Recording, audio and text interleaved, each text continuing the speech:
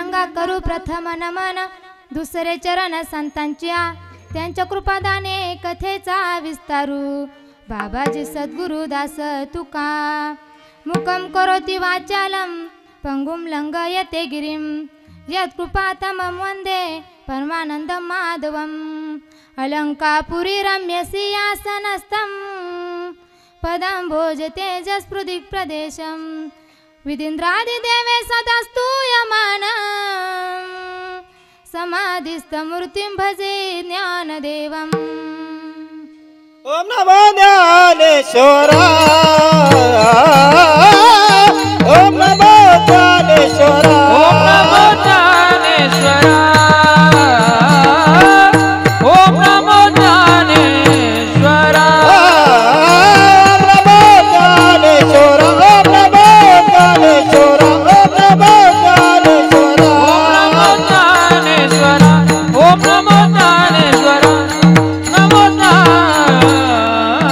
करुणा करा दयाळा, करुणा करा दयाळा. अनुग्रहाला धलो, झालो चराचरे. तुमचा अनुग्रह लाभलो, पावन झालो चराचर.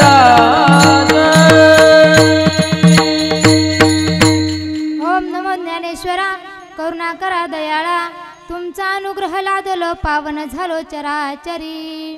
लोकाभिरामं रणरंगधीरं, राजीवनेत्रं रघुवंशनाथं, कारुण्यरूपं करुणाकरन्तं, श्रीरामचन्द्रं शरणं प्रपद्ये.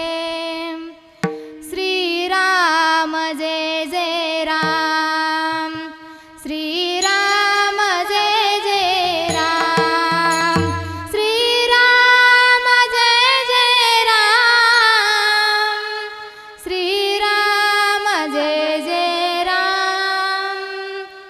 राधा जी मेरी स्वामिनी, मैं राधा जी को दास, जन्म जन्म मोहे सुख की आस, श्री वृंदावन को वास. ज्ञानेशांचे ज्ञानमूर्ती साक्षात प्रेम स्वरूपिणं, सदा नाम घोष करू हरिकथा, तेने सदा चित्त समाधान. सर्व सुख ल्यालो सर्व अलंकार, आनंद निर्भर डुल तस विठ्ठल. विठ्ठल विठ्ठल विठ्ठल विठ्ठल विठ्ठल विठ्ठल विठ्ठल विठ्ठल विठ्ठल विठ्ठल. प्रस्तुत प्राप्त प्रसंगी प्राप्त स्थळी कीर्तन रूपी सेवेकरता निवडला अभंग. अखिल कोट ब्रह्मांड नायक षटगुण ऐश्वर्य संपन्न पांडुरंगाच्या सेवेमध्ये आपला देह समर्पित करणारे देवमान्य संत, संत मान्य देव, जगमान्य संत छत्रपती शिवाजी महाराजांचे पहिले गुरु, वारकरी संप्रदायाच्या कलशस्थानी शोभून दिसणारे, आयुष्याच्या स्पर्धेत सच्चिदानंद पदवी घेणे असे असणारे तुकोबाराय यांचा नामपर प्रकरणातील नामाचा महिमा सांगणारा 4 चरणांचा उत्कृष्ट असा अभंग आज आपण सेवेकरता निवडलेला आहे. विठ्ठल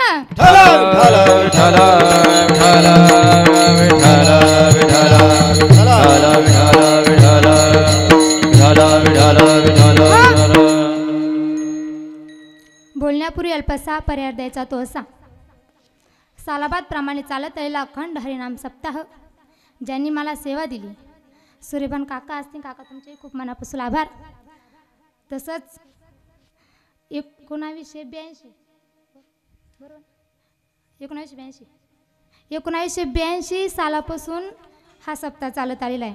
म्हणजे या जे मंदिर आहे त्या मंदिराची स्थापना 1982 मध्ये झाली आणि ही स्थापना पुंजाबा बाबा यांनी केली. म्हणजे सूर्यभान काकांचे वडील आहेत ना, त्यांनी ही स्थापना केली आणि आत्तापर्यंत तो सप्ताह चालत आलेला आहे. आत्ताही मनोहर महाराज भोर असतील ते आता तो सप्ताह सांभाळतात. मला साथीदार हार्मोनियम वादक काय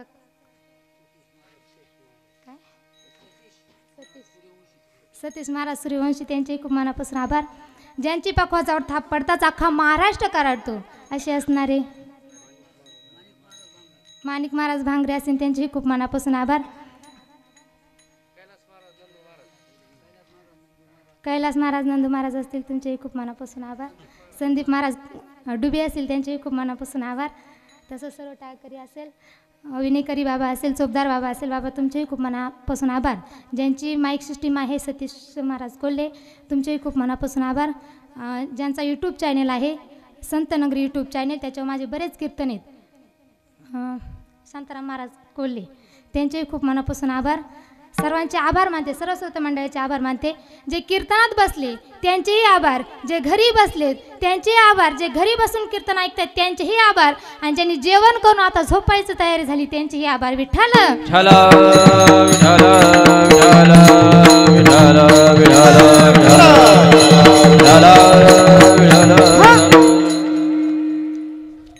श्री संत तुकाराम महाराज सांगतात, आपण सदा भगवंताचं भजन करू, सदा भगवंताचं नामस्मरण करू.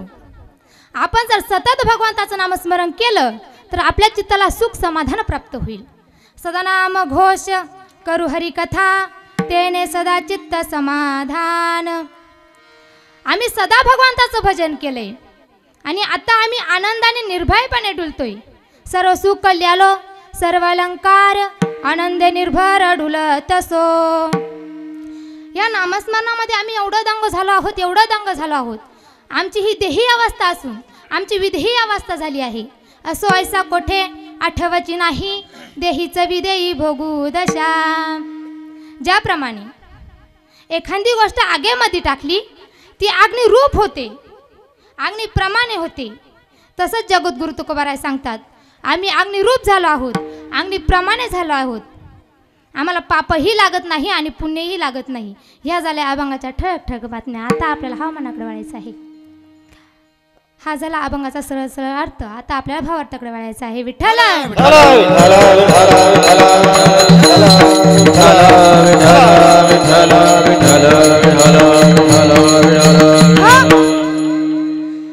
जगद्गुरु तुकोबाराय या अभंगाद्वारे काय सांगतात?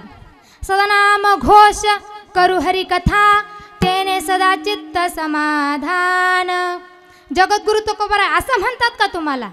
सदानाम घोष करा हरी कथा किंवा सदानाम घोष करतो हरी कथा, तर नाही. जगद्गुरु तुकोबाराय सांगतात सदानाम घोष करू हरी कथा. त्यांनी करू हा शब्द वापरलाय. करू हा शब्द अनेक वचनी शब्द आहे, त्यात आपण सर्वजण आलो. जगद्गुरु तुकोबाराय सांगतो आपण सर्वजण मिळून भगवंताचं भजन करू. आणि हा उपदेश करत असताना मात्र शहाण्या माणसाला करतात. आता मला सांगा, किती मूर्ख माणसं एकत्र आले म्हणजे सप्ताह करणारे, तर नाही महाराज. किती मूर्ख एकत्र आले म्हणजे ज्ञानाच्या गोष्टी करणारे, तर नाही. किती मूर्ख एकत्र आले म्हणजे चांगल्या गोष्टी करणारे, तर नाही महाराज. त्याला ज्ञानी माणसाचं काम आहे, त्याला वारकऱ्यांचं काम आहे, त्याला निष्ठावंत वारकऱ्यांचं काम आहे. नाही तर मूर्ख माणसांच्या गप्पा ऐकण्यासारख्या असतात. बघा, आपल्या मराठी भाषेमध्ये एका येड्याने एका येड्याला फोन लावला. इकडचं येडं म्हणते हॅलो कोण बोलतंय, तिकडचं येडं म्हणते हॅलो मीच बोलतोय. हा म्हणे काय योगायोगी महाराज, इकूनहीच मीच बोलतोय आणि तिकूनही मीच बोलतोय. या मूर्ख माणसाच्या गप्पा आहे. म्हणून जगद्गुरु तुकोबाराय उपदेश करत असताना शहाण्या माणसाला उपदेश करतात. सदानाम घोष करू हरी कथा, तेने सदा चित्त समाधान. आपण सतत भगवंताचं भजन करू असा उपदेश जगद्गुरु तुकोबाराय शहाण्या माणसाला करतात. त्या गोकुळामध्ये आपण जर गेलं, त्या गोकुळातून जर रिटर्न आलं, 2 दिवस गोकुळात राहा, रिटर्न या, पहा आपल्या गावातली सगळी मंडळी आपल्याला राधे राधे म्हणून बोलल्याशिवाय राहणार नाही. त्या गोकुळातल्या गवळणी भगवंताचं भजन करताय. त्यांनी भगवंताचं भजन करावं. ज्या वेळेस भगवान गोकुळ सोडून मथुरेला गेले त्यावेळेस त्या गवळणी वाटेवर उभ्या राहून वाट पाहत होत्या. किती दिवस झाले रे कान्हा, अजून का आला नाहीस, किती दिवस झाले. एका गवळणीने तर भगवान श्रीकृष्णाचं चित्र काढलं होतं. पण त्या चित्रामध्ये भगवान श्रीकृष्णाचे पायी काढले नव्हते, कारण त्यांना जर भगवान श्रीकृष्णाचे पायी पाहिले तर त्यांना समाधी लागायची. तेरी मुरलियों ने बेचैन दिल को किया, तेरी मुरलियों ने बेचैन दिल को किया. मैंने तो अपना सब कुछ काना जा तेरे नाम कर दिया, मैंने तो अपना सब कुछ काना जा तेरे नाम कर दिया.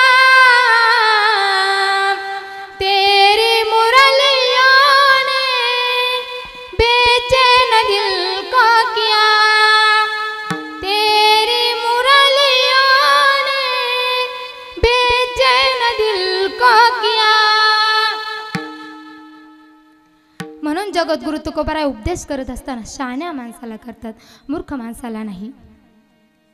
बघा, एक राजा होता, त्याला 4 राण्या होत्या. पहिल्या राणीला तो प्रेमानं पाहायचा, दुसऱ्या राणीला तो जवळ घेऊन बसायचा, तिसऱ्या राणीला तो बाहेर घेऊन फिरायचा आणि चौथ्या राणीचा मात्र कंटाळा करायचा. आता तुम्ही सांगायचं, पहिल्या राणीला तो प्रेमानं, मोठ्याने बोला ना, पहिल्या राणीला तो प्रेमानं, दुसऱ्या राणीला तो जवळ घेऊन, तिसऱ्या राणीला तो बाहेर घेऊन आणि चौथ्या राणीचा मात्र कंटाळा करायचा. एक दिवस राजाचा अंतिम काळ जवळ आला, मृत्यू काळ जवळ आला. राजाने विचार केला की आपण सर्व राण्यांना बोलवून घेतलं पाहिजे. पहिल्या राणीला बोलवलं, राणी साहेब इकडे या. काय झालं महाराज? राणी साहेब, माझा मृत्यू काळ जवळ आला आहे, माझा अंतिम काळ जवळ आला आहे, मग तुम्ही माझ्यासोबत यायला तयार आहे का? तेव्हा राणीने सांगितलं, तुम्ही जा, तुम्ही गेल्याच्या नंतर मी इथंच राहणार आहे, मी इथं काला सोडून जाते. दुसऱ्या राणीला आवाज दिला, राणी साहेब इकडे या. काय झालं महाराज? राणी साहेब, माझा अंतिम काळ जवळ आला आहे, माझा मृत्यू काळ जवळ आला आहे, तुम्ही माझ्यासोबत यायला तयार आहे का? राणी साहेब म्हटली, तुम्ही जा, तुम्हाला आम्ही फक्त मशानभूमीपर्यंत सोडवले येणार आहे, तिथून पुढे तुम्हाला एकट्यालाच जावं लागणार आहे. दुसऱ्या राणीला आवाज दिला, राणी साहेब इकडे या. काय झालं महाराज? राणी साहेब, माझा अंतिम काळ जवळ आला आहे, माझा मृत्यू काळ जवळ आला आहे, मग तुम्ही माझ्यासोबत यायला तयार आहे का? तेव्हा तिसरी राणी काय म्हटली, राजा साहेब तुम्ही जा, तुम्ही गेल्याच्या नंतर मी दुसरी कुणाच्या तरी होणार आहे. चौथ्या राणीला आवाज दिला, राणी साहेब इकडे या.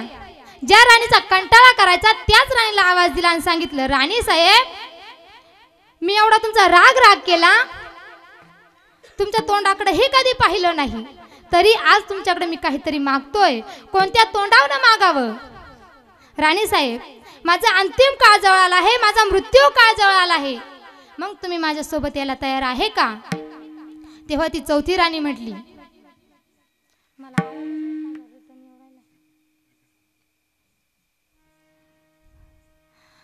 चौथ्या राणीला आवाज दिला, राणी साहेब इकडे या.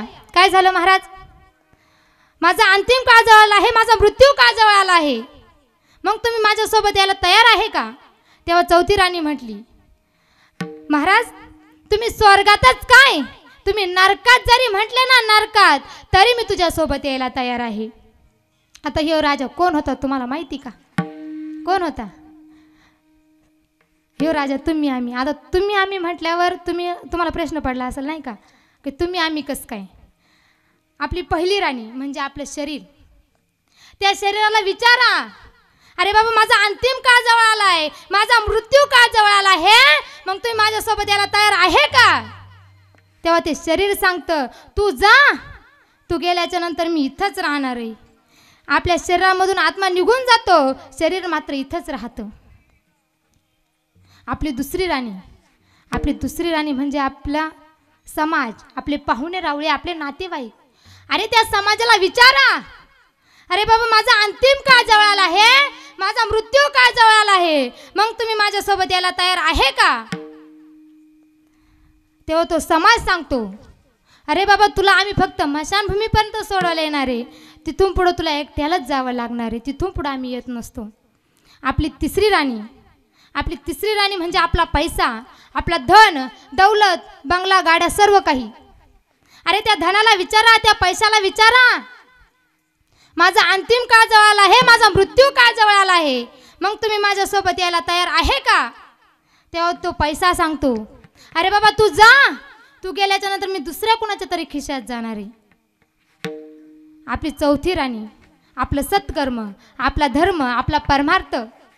त्या परमार्थाला विचारा, त्या सत्कर्माला विचारा, अरे बाबा माझा अंतिम काळ जवळ आला आहे, माझा मृत्यू काळ जवळ आला आहे, मग तुम्ही माझ्यासोबत यायला तयार आहे का? तेव्हा तो परमार्थ सांगतो, ते सत्कर्म सांगतं, अरे बाबा तू स्वर्गातच काय, नरकात जरी म्हटला ना नरकात, तरी मी तुझ्या सोबत यायला तयार आहे. म्हणून जगद्गुरु तुकोबारा सांगतात, भगवंताचं भजन करा. आणि सतत भगवंताचं भजन करत असताना अजून एक उपदेश जगद्गुरु तुकोबारा देतात, सदा नाम घोष करू हरी कथा, तेने सदा चित्त समाधान. आपलं जे चित्त आहे ना, ते चित्त जगद्गुरु तुकोबारा स्थिर करायला सांगतात. आपण जर चित्त एकाग्र नाही केलं तर आपला जन्म व्यर्थ आहे. देवा माझे मन लागो तुझ्या चरणी, संसार व्यसनी पडून दी. श्री संत नाथ महाराज सांगतात, देवा माझं मन तुझ्या चरणाला लागू दे. आता मला सांगा, आपण कीर्तनात बसलो पण आपलं मन कुठे सांगता येईल का? बसलोय कीर्तनात पण लक्ष मात्र घराच्या कुलपाला आहे, बरोबर ना? कुलूप लावलाय की नाही, झटके देऊन पाहिलंय का नाही, बरोबर आहे ना? आपलं चित्त जर जागेवर असेल तरच परमार्थ घडेल, तरच भगवंताचं नामस्मरण घडेल. नाथ महाराज सांगतात, हे देवा जे माझं चित्त आहे ना ते तुझ्या चरणी लागू दे, जे माझं मन आहे ना ते मन तुझ्या चरणी लागू दे. कारण हे मन आहे, कुठे जाईल सांगता येत नाही, म्हणून माझं मन तुझ्या चरणाला लागू दे. बघा, एक बाई आपल्या नवऱ्याला म्हटली, बाबा ते शेजारचा काळूराम आहे का, तो दरवर्षी पंढरपूरला जातो आणि पंढरपूरवरून बिस्किटाचे पोते घरी घेऊन येतो. हा म्हणला, ह्याही वर्षी मी जाणार आहे. गेला पंढरपूरला. पहिला मुक्काम झाला, दुसरा मुक्काम झाला. दुसऱ्या मुक्कामामध्ये सर्व संत मंडळी वारकरी झोपले. त्यावेळेस त्यांनी काय केलं, ते वारकऱ्यांचे नंबरचे चष्मे होते का, नंबरचे चष्मे ते गोळा केले आणि त्याचं पोतं भरलं. काहींच्या चपला भरल्या. एका ठिकाणी बिस्किट वाटायचं काम चालू होतं, ते बिस्किटाचं पोतं भरलं. पंढरपूरमध्ये गेले. पंढरपूरमध्ये गेल्यावर चंद्रभागेमध्ये स्नान करायला जायचं. ही आपली इकडं भजन करते, माझा नवरा आता पंढरपूरमध्ये गेला असं आणि आता चंद्रभागेचं स्नान केलं असं आणि आता देवाचं दर्शन केलं असं. पण ह्या बाजारांनी काय केलं, एकाचा साबण घेतला, एकाचा टॉवेल घेतला आणि गेला आंघोळ करायला. चंद्रभागेमध्ये बुडी मारली, वर आला, पाहतो तर काय, पुढे एक पेटी होती.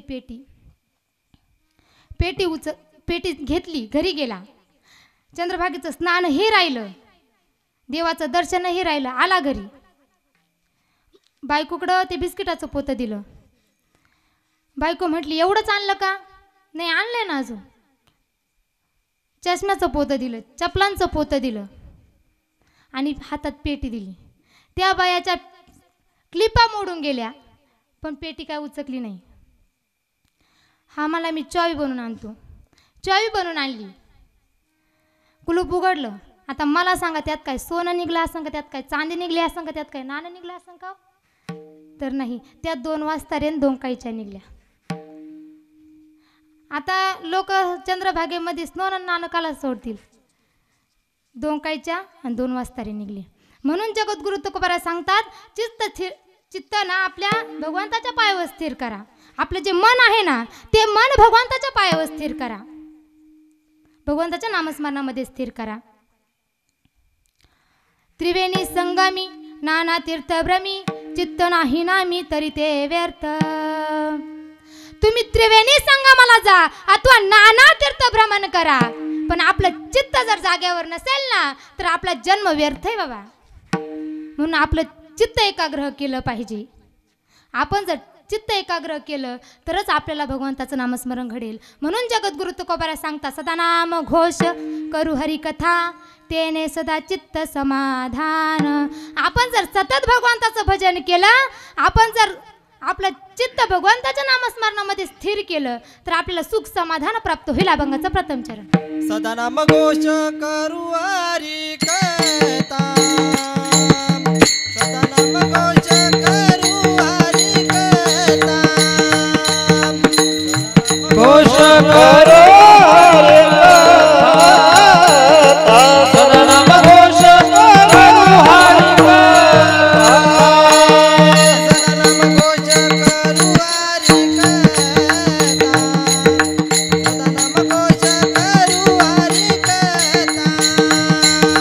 सदा नाम घोष करू हरी कथा सदा नाम घोष करो हरि कथा तेने सदा चित्त समाधान तेने सदा चित्त समाधान तेने सदा चित्त समाधान तेने सदा चित्त समाधान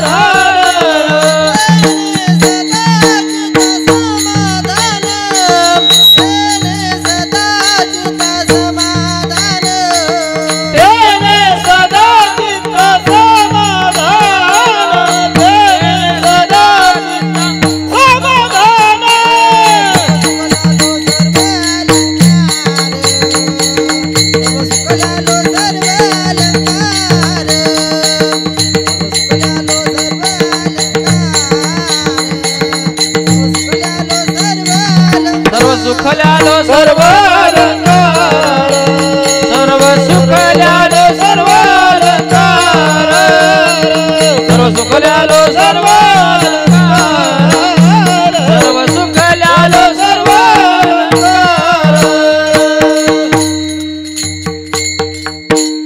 सदा नाम घोष करू हरी कथा तेने सदा चित्त समाधान.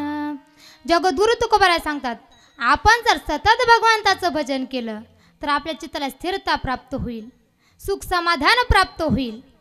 आणि आपल्याला जर सुख पाहिजे असेल तर भगवंताचंच भजन केलं पाहिजे. पण भगवंताचा स्वभाव असा आहे महाराज, तो आधी घेतो मग देतो असा त्याचा स्वभाव आहे. घेसी तेव्हा देसी, आधी घेतो मग देतो, आधी घेणार आहे मग देणार आहे. बघा एकदा उद्धवजी भगवान श्रीकृष्णाला म्हटले, बाबा सारखंच द्रौपदी द्रौपदी सारखं त्या द्रौपदी ताईचं नाव घेत असतो. अरे बाबा सुभद्राताई तुझी सख्खी बहीण आहे, कधीतरी त्या सुभद्राताईचं नाव घेत जा, कधीतरी त्या सुभद्राताईचं नाव घेत जा. बरं बाबा आता सुभद्राताईचं नाव घेतो. अरे बाबा मला अंतर नाही पाडायचं, पण कधीतरी ना घेतो. आता एक दिवस एकादश होती नाही का, एका दिवसाच्या दिवशी भगवान श्रीकृष्ण म्हणले उद्धवजी आपण काय करू आता, सुभद्राताईकडे जाऊ, भोजन करण्यासाठी सुभद्राताईकडे जाऊ. सुभद्राताईकडे गेले. सुभद्राताईला म्हटले सुभद्राताई खूप भूक लागली, काहीतरी खाण्याकरता दे. सुभद्राताई म्हटली बाबा माझं मेकअप चाललंय, माझ्या मैत्रिणीच्या मुलाचं लग्न आहे, तिथं टेबलवर फळं ठेवली ती घेऊन खा. भगवान श्रीकृष्ण सफरचंद हातात घेतलं, एक फोड काढली उद्धवजींच्या हातात दिली, दुसरी फोड काढली खाली ठेवायला गेले. आता त्यांना लिलाच करायच्या होत्या. तिसरी फोड कापता कापता बोट कापलं. बोट कापून घेतलं आणि उद्धवजीला म्हटले बोट कापलं माझं. सुभद्राताई धावतच आली आणि म्हटली कापलं ना बोट, तुला एक काम धड होत नाही, एकच काम सांगितलं होतं तेही तुला नीट करता आलं नाही. थांब मी चिंदी घेऊन आली. चिंदी आणण्याकरता गेली. चिंदी सापडायसाठी 2 तास लावले तरीही चिंदी सापडली नाही. आता भगवान श्रीकृष्ण म्हटले इथं थांबून काही उपयोग नाही, आता आपण द्रौपदीताईकडे जाऊ. द्रौपदीताईकडे गेले. द्रौपदीताई तुळशीची पूजा करत होती. तेवढ्यात भगवान श्रीकृष्ण येऊन तिथं उभे राहिले, पण द्रौपदीताईचं काही त्यांच्याकडे लक्ष गेलं नाही. तेवढ्यात सुभद्राताईला द्रौपदीताईला उद्धवजींनी आवाज दिला, अगं द्रौपदीताई भगवंताचं बोट कापलंय, ती हातामधली थाळी आहे का ती दपकन खाली पडली आणि भगवंताकडे धावून आली.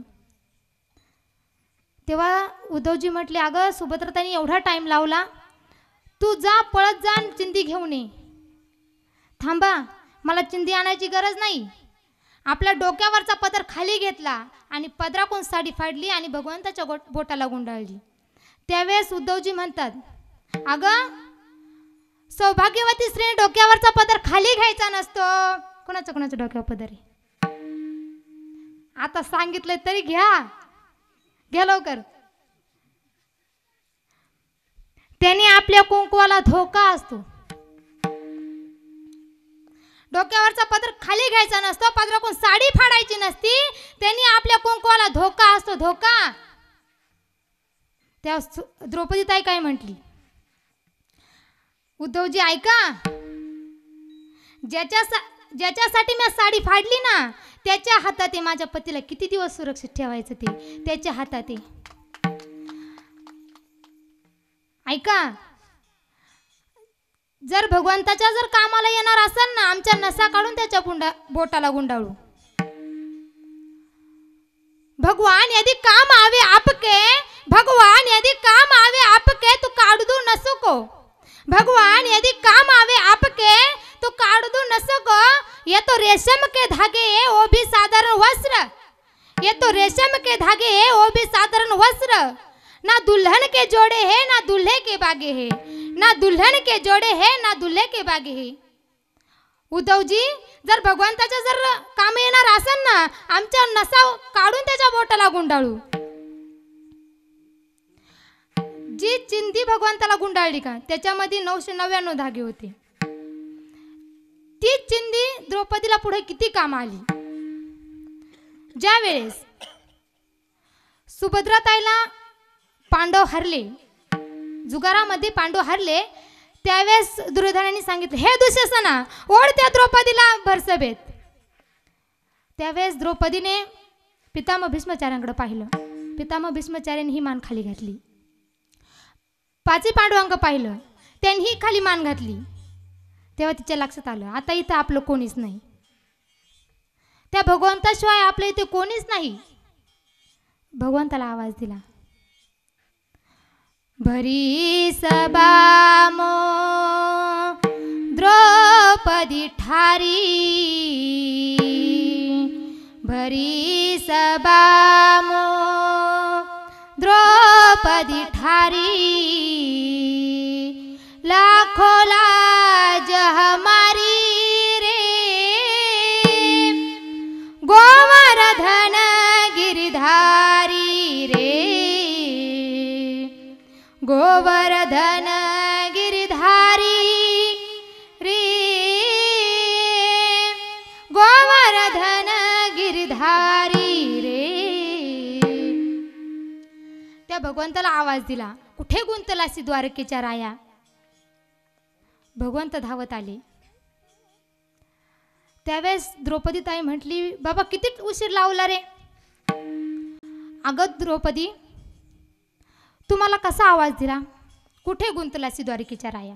तुम्हाला कुठून बोलवलं, द्वारकेवरून बोलवलं. अगं मी तुझ्या हृदयामध्येच होतो, तुझ्यापाशीच होतो, पण तुम्हाला द्वारकेवरून यायला लावलं. मला इथून द्वारकेला जावं लागलं, द्वारकेहून इथं यावं लागलं.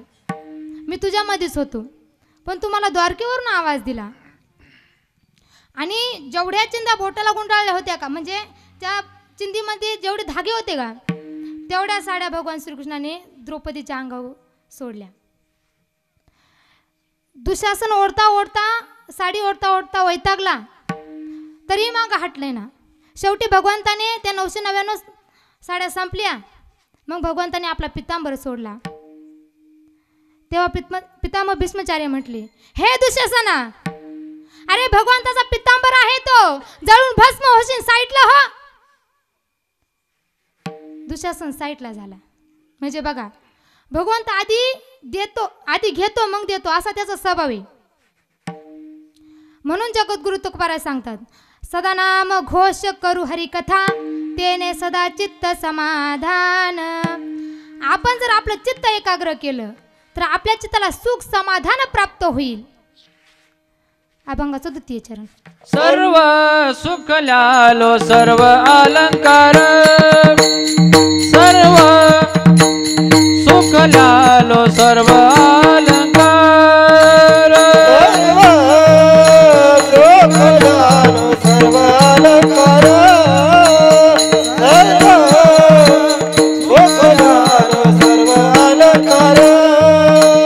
सर्व सुख ल्यालो सर्व अलंकार सर्व सुख ल्यालो सर्व अलंकार सर्व अलंकार सर्व सुख ल्यालो सर्व अलंकार आनंदे निर्भय डुलत सो आनंदे निर्भय डुलत सो सर्व सुख ल्यालो सर्व अलंकार सर्व सुख ल्यालो सर्व अलंकार आनंदे निर्भर आनंदे निर्भर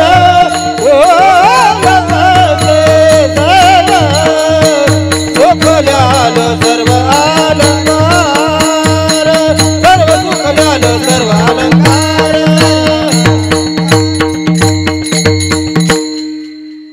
सर्व सुख ल्यालो सर्व अलंकार आनंद निर्भर डुलत सो. आम्ही सर्व सुख प्राप्त केले आणि आता आम्ही आनंदाने निर्भयपणे डुलतोय. बघा, एकदा तुकाराम महाराजांचं कीर्तन चालू होतं. कीर्तन चालू असताना ते नामस्मरणामध्ये एवढे दंग झाले त्यांना दुसरं कशाचंच भान राहिलं नाही. कीर्तनाचा टाईम होऊन गेला तरीही त्यांना भान राहिलं नाही. शेवटी श्रोते मंडळी वैतागली, ते उठून निघून गेले. राहिले फक्त तुकाराम महाराज आणि घोंगडीवाला. पण तुकाराम महाराज नामस्मरणामध्ये एवढे दंग झाले होते ते नामस्मरण करता करता नाचायचे. त्यांनी एक उडी मारली का घोंगडीवाला थोडी घोंगडी ओढायचा, दुसरी उडी मारली का परत थोडी घोंगडी ओढायचा. असं करून घोंगडी ओढून घेतली आणि तोही निघून गेला. तुकोबाराय तिथेच राहिले. आणि माझ्या गोरोबा काकांनी ज्या वेळेस गोरोबा काका गाळ तुडत होते त्यावेळेस सती दुडीवर दुडी घेऊन पाण्याला गेली. दुडीवर दुडी गवळण साते निघाल्या विकिता गोरस मनी विसरल्या. दुडीवर दुडी घेऊन पाण्याला गेली. पाणी घेऊन आली. आपलं बाळ झोपून पाण्याला गेली होती. तेवढ्यात ते बाळ उठलं आणि आपल्या बापाच्या पायाला बिलगण्याकरता गेलं. बापाच्या पायाला बिलगणार तेच त्या मातीमध्ये गेलं. माती आणि बाळ एकजीव झालं. रक्त आणि बाळचं मांस एक कलर झाला, एकजीव झालं. तरीही गोरोबा काकांना भान राहिलं नव्हतं की आपण आपलं स्वतःचं बाळ पायाखाली तुडवतोय. एवढे त्या भगवंताच्या नामस्मरणामध्ये दंग झाले होते. त्यांना दुसरं कशाचंच भान राहिलं नव्हतं. तेवढ्या सती दुडीवर दुडी घेऊन घरी आली. आपल्या बाळाला पाहिलं, बाळ दिसत नाही. घरामागे गेली, घरामागं पाहिलं. जिकडे लहान मुलं खेळत होती तिकडे गेली, तिकडं पाहिलं, बाळ दिसत नाही. शेवटी गोरोबा काकांकडे आली. गोरोबा काकाला म्हणली, अहो आपलं बाळ पाहिलं का? गोरोबा काका म्हटले, नाही पाहिलं, जा तिकडं असेल कुठेतरी. पुन्हा शोधण्याकरिता गेली पण बाळ सापडलं नाही. पुन्हा गोरोबा काकांकडे आली. गोरोबा काकांना म्हटली, अहो आपलं बाळ पाहिलं का?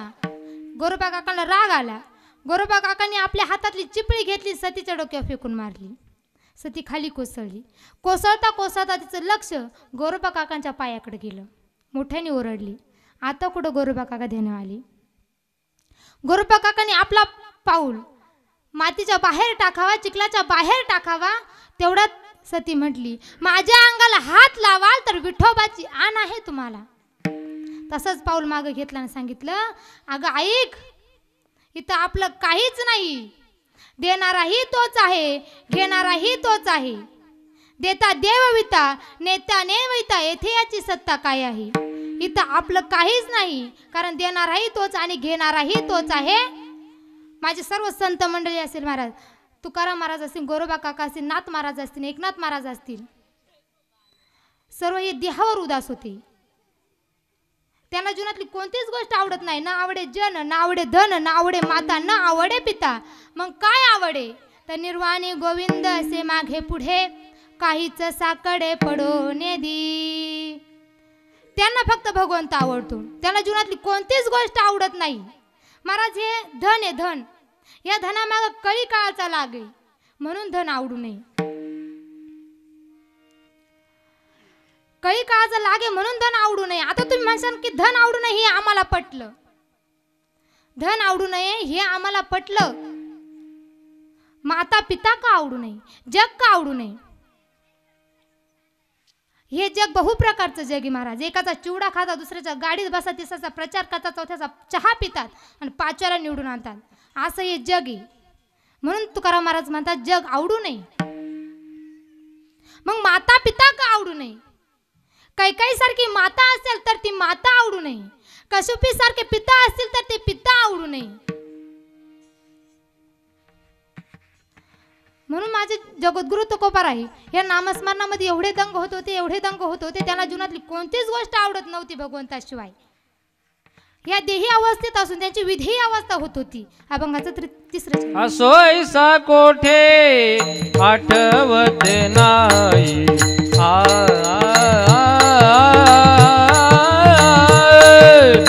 असो ऐसा कोठे आठवत नाही.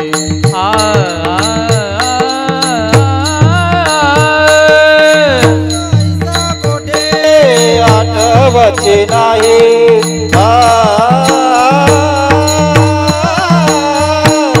असं कोठे आठवत नाही. असो ऐसा कोठे आठवत नाही.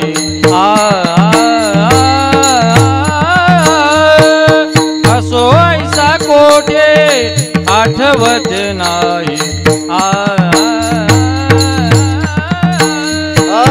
असं कोठे आठवत नाही.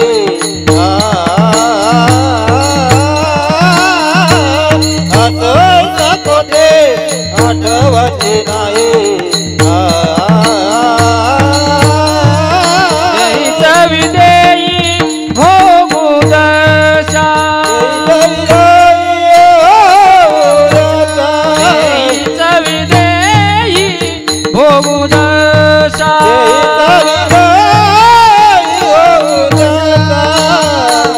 सर्व सुख लालो सर्व अलंकार.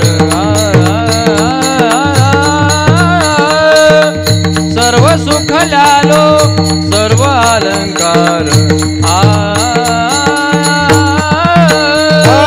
सर्व सुख लालो सर्व अलंकार. सर्व सुख लालो सर्व अलंकार.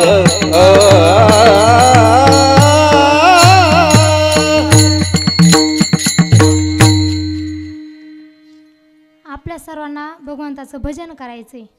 भजन करायचंय म्हटल्यावर तुम्हाला असा प्रश्न पडला असेल की कीर्तन संपलं. पण आपलं अजून कीर्तन 1 तास नाही, अर्धा तास राहिला वाटतं. अर्धा तास राहिलाय. सर्वांना भगवंताचं भजन करायचं आहे. मुखाने टाळी आणि हाताने नामस्मरण करायचं. बरोबर ना, बरोबर का. मग कसं मुखाने नामस्मरण, हाताने टाळी. हात वर घ्या.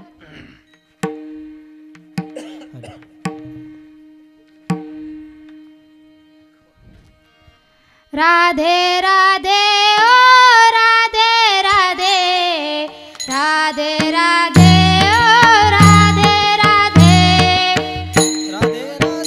ओ राधे राधे, राधे राधे ओ राधे राधे. राधे राधे ओ राधे राधे, राधे राधे ओ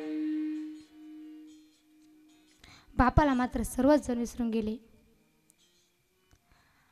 अरे म्हणतात की बाप कठोर असतो. अरे अरे कठोर असतो म्हणून तर काही बोलत नसतो ना. अरे कठोर असतो म्हणून तर काही बोलत नसतो. बाप आपल्या आयुष्यामध्ये 4 वेळेस रडतो महाराज. पहिल्यांदा माझा बाप रडतो, ते म्हणजे मुलीला पाहुणे पाहायला येत आहे तेव्हा माझा बाप सगळ्यात पहिल्यांदा रडतो. दुसऱ्यांदा माझा बाप रडतो ज्या वेळेस मुलीचं लग्न होतं त्यावेळेस माझा बाप दुसऱ्यांदा रडतो. तिसऱ्यांदा माझा बाप रडतो ते म्हणजे तारुण्य वयामध्ये मुलगी विधवा होते किंवा टाकून दिली जाते त्यावेळेस माझा बाप तिसऱ्यांदा रडतो. चौथ्यांदा माझा बाप रडतो ते म्हणजे तारुण्य वयामध्ये आलेली मुलं, ते जर मुला बापाला आरे कार्याची भाषा करत असतील ना तर माझा बाप चौथ्यांदा रडतो. महाराज तुमच्या माझ्या बापाची अवस्था आहे या फणसाच्या काट्यासारखी. फणस बाहेरून काटेरी दिसतो पण आतून मऊ मुलायम गर आहे. पण जगाने पाहताना मात्र फणसाचे काटेच पाहिले, पण ज्या आतून मऊ मुलायम गर चाकलाय ना त्यालाच त्या फणसाची किंमत कळाली. जगानं पाहताना बाहेरून जाणलाय पण ज्यांनी आतून बाप जाणलाय ना त्यालाच त्या बापाची किंमत कळाली. एरवी कुणालाही त्या बापाची किंमत कळली नाही. अरे 4-4, 5-5 मुलं एका बापालाही सांभाळू शकत नाही, पण ते एकटा बाप त्या 4-4, 5-5 मुलांना सांभाळेल. 4-4, 5-5 मुलं एका आईलाही सांभाळू शकत नाही, पण तीच आई त्या 4-4, 5-5 मुलांना सांभाळेल. बाप स्वाभिमानी बाना, बाप कणखर कणा, त्याच्या काळजात सुद्धा लाजाळूची संवेदना. त्या बापाला सर्वच जण विसरून गेले. अरे आई वडिलांची सेवा करा. जर आपल्याला सात्विक मुलं जर जन्माला घालायचे असेल ना तर भगवंताचंच भजन करावं लागेल, भगवंताचंच नामस्मरण करावं लागेल. सात्विक मुलं जन्माला घाला. सीमेवर लढणाऱ्या जवानांसारखी मुलं जन्माला घाला. छत्रपती शिवाजी महाराजांसारखी मुलं जन्माला घाला. धर्मवीर संभाजी महाराजांसारखी मुलं जन्माला घाला. अरे अरे देश धर्म पर मिटने वाला, अरे देश धर्म पर मिटने वाला शेर शिवा का छावा था. अरे अरे देश धर्म पर मिटने वाला शेर शिवा का छावा था. महापराक्रमी परम प्रतापी एक ही शंभू राजा था, एक ही शंभू राजा था. संभाजी महाराजांसारखी मुलं जन्माला घाला. छत्रपती शिवाजी महाराजांसारखी मुलं जन्माला घाला. मी तुम्हाला प्रश्न विचारणार, तुम्ही उत्तर द्यायचा. अरे अरे कुणाला म्हणायचा छत्रपती 65 किलोची तलवार वागवतो त्याचं नाव यसाजी. 2000 सैन्यासोबत एकटा खिंड लढतो त्याचं नाव बाजी. हात तुटला तरी लढत राहतो त्याचं नाव तहनाजी. 8 तासात दिल्लीवरून घोडा आणतो त्याचं नाव संताजी. 1.5 तासात दुश्मनांच्या सैन्याचा कळप पकडतो त्याचं नाव धनाजी. वाघाला फाडतो त्याचं नाव संभाजी. आणि या सर्वांना मिळून अख्खं स्वराज्य निर्माण करतो ना त्याचं नाव शिवाजी. अरे कसे होते पहिले मराठे, लवकर उठे लढायला सुटे, तलवार तुटे पण पीछे न हटे, असे होते पहिले मराठे. आणि आताचे मराठी कसे कसे कसे आताचे मराठ्या उशिरा उठे. किती वाजता उठते आपल्या गावात? उशिरा उठे, पोरीन माघा सुटे, थोबड फुटे पण पीछे न हटे, अशी आताची मराठी.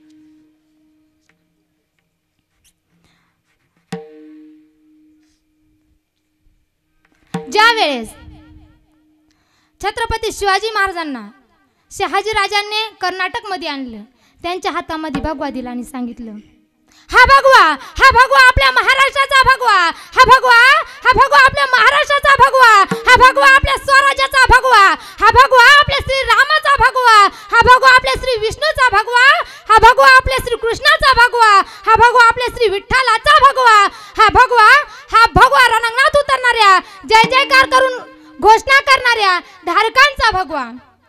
हे धारक कोण आहेत? हे धारक तुम्ही आम्ही. अरे अरे ज्याला स्त्रीतली ताई कळाली तो मुक्ताईचा ज्ञाना झाला. ज्याला स्त्रीतली ताई कळाली तो मुक्ताईचा ज्ञाना झाला. ज्याला स्त्रीतली मैत्रीण कळाली तो राधिकेचा श्याम झाला. ज्याला स्त्रीतली बायको कळाली तो सीतेचा राम झाला. ज्याला स्त्रीतली आई कळाली तो जिजाऊचा शिवबा झाला. त्या काळामध्ये छत्रपती शिवाजी महाराजांवर दुश्मनांचा सुद्धा एवढा विश्वास होता. ज्या वेळेस शाहिस्त खानाची बहीण शाहिस्त खानाकडे आली, शाहिस्त खानला म्हणली, भैया सुनते हो क्या? क्या हुआ बहना? भैया कुछ देर बाद सुबह के आदमी आए थे, ऐसा लगता है उठा कर ले गए. तेव्हा शाहिस्त खान हसला. शाहिस्त खान म्हणला, बहिणा काळजी करू नको. अगं ऐक, काय करू नकोस. छत्रपती शिवाजी महाराज तुझ्या मुलीला नेणारच नाही, आणि नेलं तरी तू निसंकोचपणे राहा, कारण छत्रपती शिवाजी महाराज तुझ्या मुलीच्या केसालाही धक्का लागू देणार नाही. एवढा विश्वास महाराज तेव्हाच्या काळामध्ये दुश्मनांचा सुद्धा त्या शिवाजी महाराजांवर होता. अरे घासल्याशिवाय धार नाही तलवारच्या पात्याला, घासल्याशिवाय धार नाही तलवारच्या पात्याला, अशी चरित्राशिवाय अर्थ नाही या महाराष्ट्राच्या मातीला. या महाराष्ट्राच्या मातीला दगड झाले तर सह्याद्रीचा होईल, माती झाले तर स्वराज्याची होईल, तलवार झाले तर आई भवानीची होईल. एक हात एक डोळा. तुमच्या डोळ्यात मुघल सल्तनतचा सुरमा आहे तर आमच्या डोळ्यात स्वराज्याचं काजळ. यकीन खंजीर आहे पण मराठ्याची जात आहे, म्हणून पाठीवर वार करणारा खंजीर नाही, वार केला तर समोरून छाताडावर, वार केला तर समोरून छाताडावर. अवघ्या 16 वर्षात माझ्या छत्रपती शिवाजी महाराजांनी रायरेश्वरच्या मंदिरामध्ये जाऊन स्वराज्य स्थापनेची प्रतिज्ञा केली. आजकालची मुलं काय करतात? आजकालची मुलं आपल्या देशाला बरबाद करायला निघाली. हे खुदा हम तेरे दरबार में फरियाद करते, हे खुदा हम तेरे दरबार में फरियाद करते, मत कर ऐसे पैदाम जो अपने देश धर्मों को बर्बाद करते हैं, जो अपने देश धर्मों को बर्बाद करते. अरे कपाळावर चंद्रकोर लावून, दाढी मिशा वाढून, कानात बाळी घालून छत्रपती शिवाजी महाराज होत नसतं, त्यांच्यासारखं वागायला लागतं. सह्याद्रीच्या कुशीतून नाथ भवानी गाजे, सह्याद्रीच्या कुशीतून नाथ भवानी गाजे, काळजात राहती आमुच्या, रक्तात वाहती राजे, रक्तात वाहती राजे. अरे बांध कर पगड़ी जब तैयार होते, उठा कर तलवार जब घोड़े पे सवार होते, झुकते थे सारे अल्लाह के बंदी और कहते काश हम भी मराठी होते, काश हम भी मराठी होते. म्हणून छत्रपती शिवाजी महाराजांसारखी मुलं जन्माला घाला.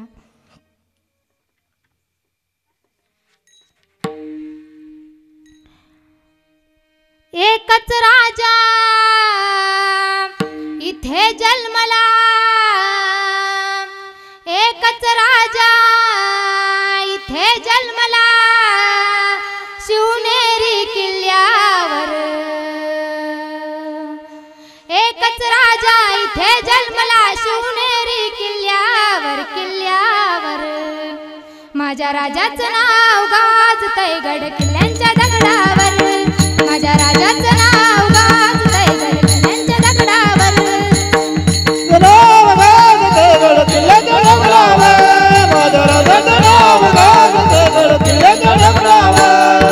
एकच राजा इथे जन्मला, शिवनेरी किल्ल्यावर, किल्ल्यावर. माझ्या राजाचं नाव गाजतंय गड किल्ल्यांच्या दगडावर, माझ्या राजाचं नाव गाजतंय गड किल्ल्यांच्या दगडावर.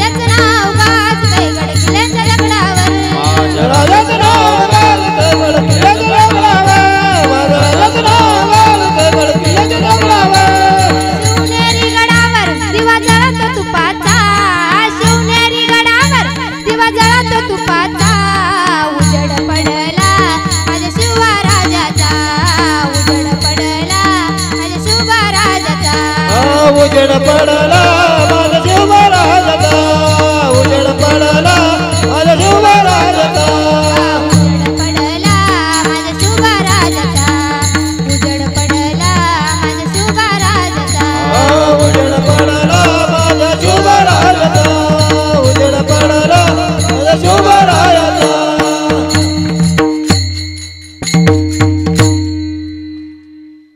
सर्वांनी घोषणा द्यायची हा क्षत्रिय कुलावतंस सिंहासनाधीश्वर राजाधिराज योगीराज श्रीमंत योगी श्री श्री श्री छत्रपती शिवाजी महाराज की छत्रपती शिवाजी महाराज की छत्रपती शिवाजी महाराज की धर्मवीर संभाजी महाराज की धर्मवीर संभाजी महाराज की आद्य क्रांतीवीर राजे उमाजी नाईकांचा आद्य क्रांतीवीर राजे उमाजी नाईकांचा आता महिलांनी द्यायची पहिल्यांदा नंतर पुरुषांनी कोण भारी पडता मुख्यमंत्र्याच्या बहिणी का मुख्यमंत्र्याचे दाजी कोण भारी पडता चालू आहेत का पैसे चालू आहेत का नाही आता 7.5 पडलेत ना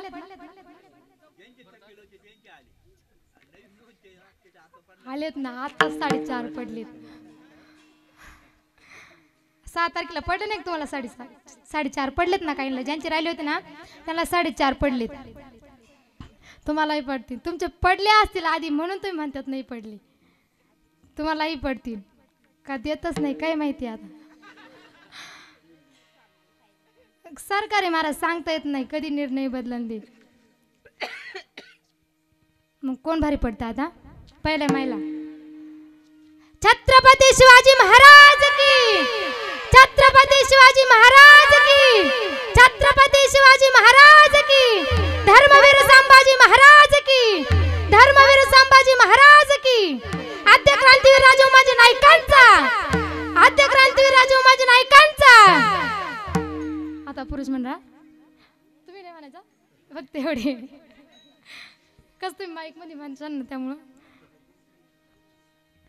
छत्रपती शिवाजी महाराज की छत्रपती शिवाजी महाराज की धर्मवीर संभाजी महाराज की धर्मवीर संभाजी महाराज की आद्य क्रांतीवीर राजे उमाजी नाईकांचा आद्य क्रांतीवीर राजे उमाजी नाईकांचा कोण भारी पडलं मला असं वाटतंय महिलाच भारी पडल्या बरं का जास्त आहे का पैसे चालू त्यांना मुख्यमंत्र्याच्या बहिणी आत्ताच्या काळातल्या स्त्रिया लय पुढे गेल्यात पुरुषांपेक्षा पुढे गेल्यात बरोबर आहे ना आता 50% आरक्षण आहे का नाही महाराज जेव्हापासून ही दुर्गा हा आधी वाघ होता वाघ बर का जेव्हापासून ही दुर्गा आली का तेव्हापासून वाघ हा पंक्चर झाला पंक्चर वाघ बसल्या पंक्चर झाला वाघ दुर्गा बेकार आहे महाराज आपली बहिणी कोणच्यात मुख्यमंत्र्याच्या आहे का नाही आईवडिलांची सेवा करा थोर व्यक्तींचा आदर करा गुरुवारांची सेवा करा माझी सेवा झालेली सेवा गुरुवारांच्या चरणी आईवडिलांच्या चरणी ज्ञानामृत देणाऱ्या गुरुवारांच्या चरणी आईवडिलांच्या चरणी माझ्या पांडुरंग परमात्म्याच्या चरणी ज्ञानोबा रायांच्या चरणी तुकाराम महाराजांच्या चरणी सेवा अर्पण करते सेवेला पूर्ण विराम देते ईश्वर माऊली ज्ञानेश्वर माऊली ज्ञानराज माऊली तुकाराम तुका म्हणे झालो आम्ही अग्निरूप तुका म्हणे झालो आम्ही अग्निरूप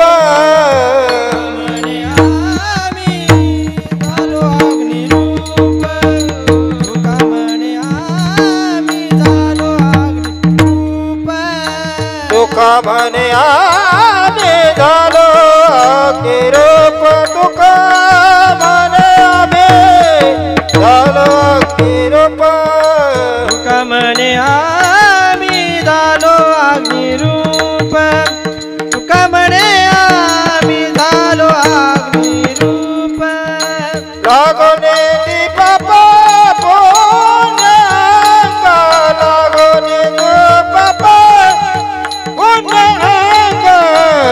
सुखल्यालो सर्वालंकार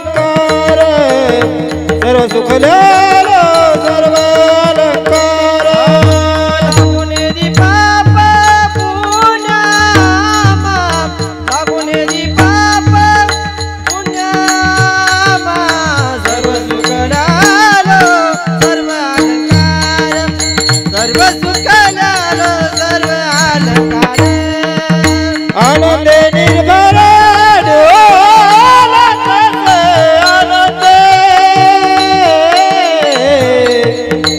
आनंदे